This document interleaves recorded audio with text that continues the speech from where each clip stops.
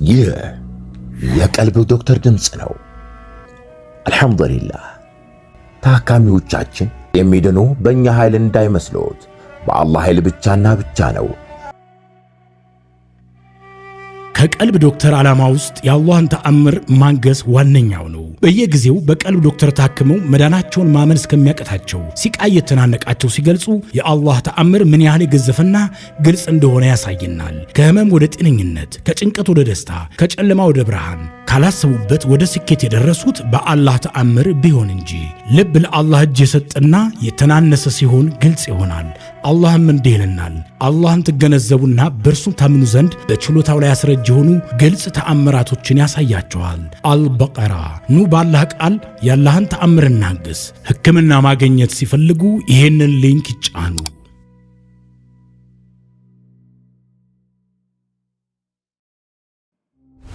የአይጥ ስጋ አበሉኝ መተት አድርገውበት። ሩቅያ ክፍል 6።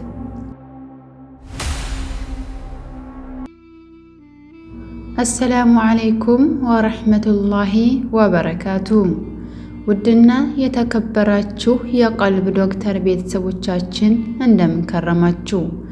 በያላችሁበት የአላህ እዝነት ጥበቃው አይለያችሁ እያልኩኝ ዘወትር ቅዳሜና እሁድ ወደ እናንተ ይዘንላችሁ የምንቀርበው በቀልብ ዶክተር ኡስታዞች ሰበብ ታክመው የዳኑ የእህቴ ወንድሞቻችንን እውነተኛ አሳዛኝ ልብ አንጠልጣይ ታሪካቸውን ነውና ለዛሬም እጅግ የሚያሳዝን የአይጥ ስጋ በሉኝ መተት አድርገውበት ሩቅያ ክፍል 6።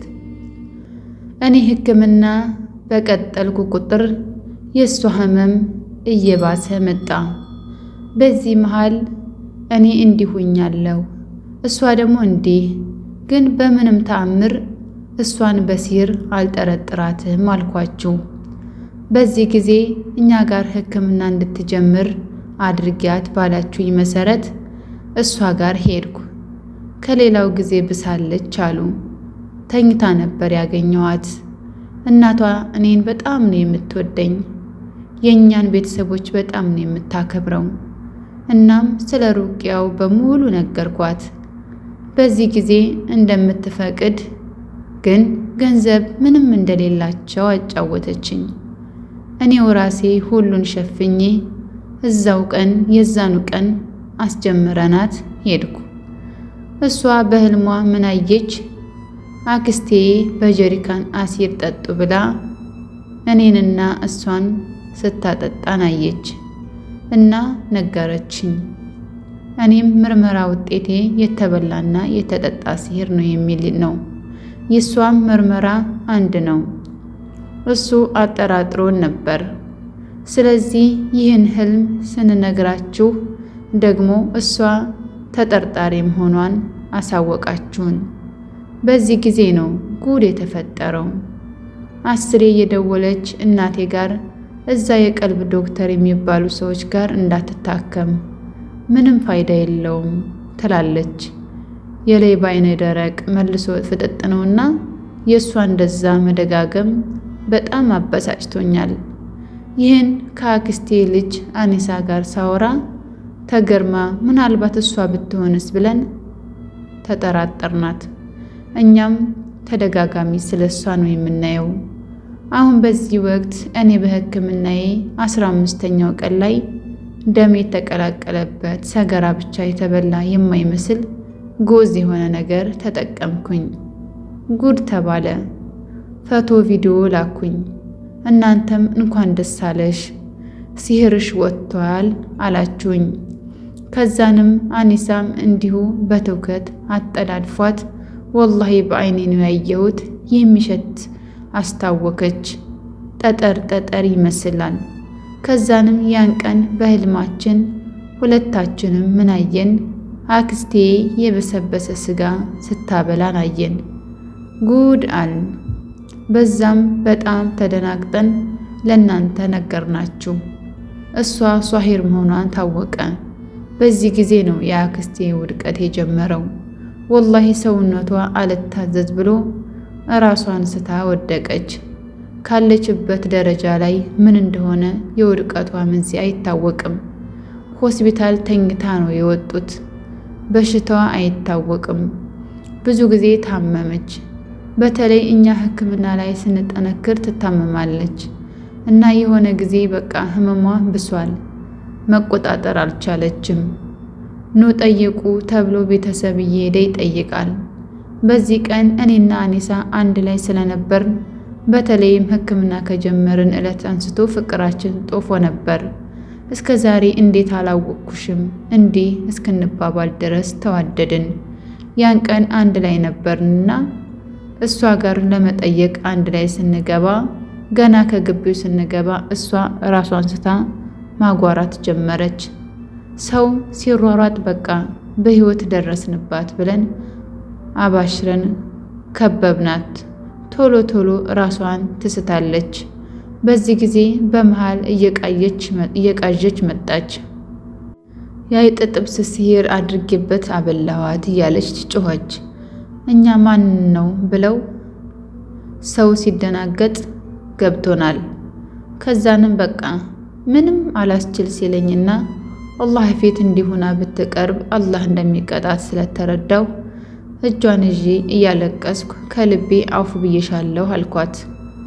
እያጓራች ከነበረችበት ሰመመን ልክ ንግግሬን ስትሰማ ጭጭ አለች።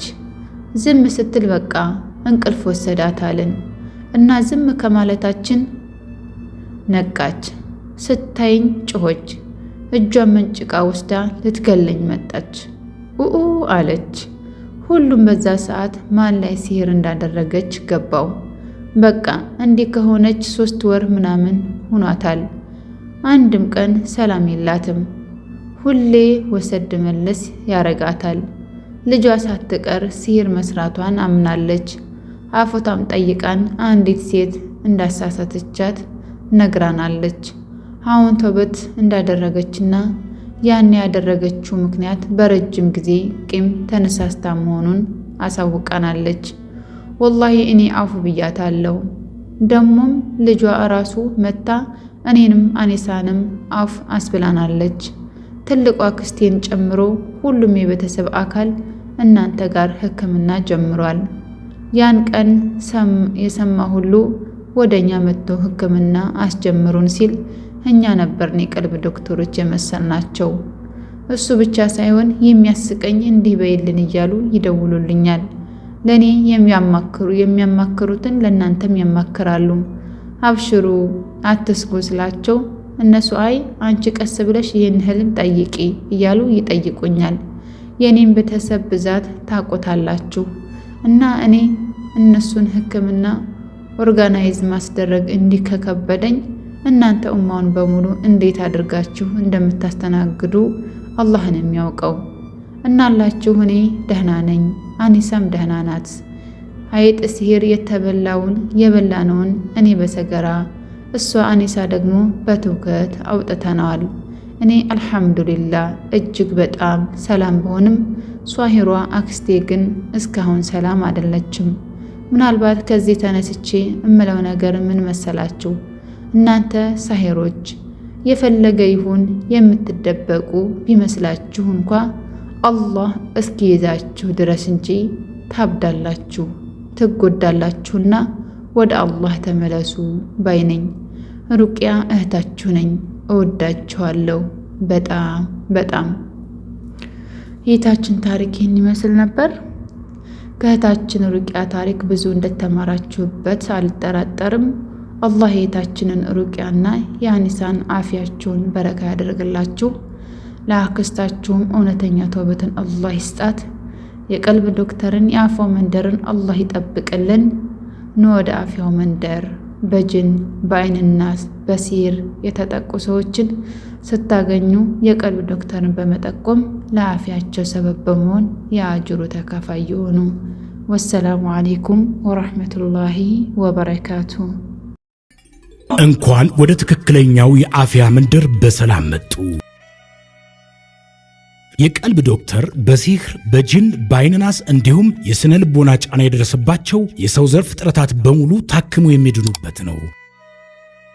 ሕክምናው በቁርአን፣ ሕክምናው በአስካሮች፣ ሕክምናው በዱዓዎች በሰደቃ የሚካሄድ ሲሆን ነቢያዊ ሱናን በተመረኮዙ እጅግ ጥበብና እውቀትን ባካበቱ የሩቃ ዶክተሮች ይታከማሉ።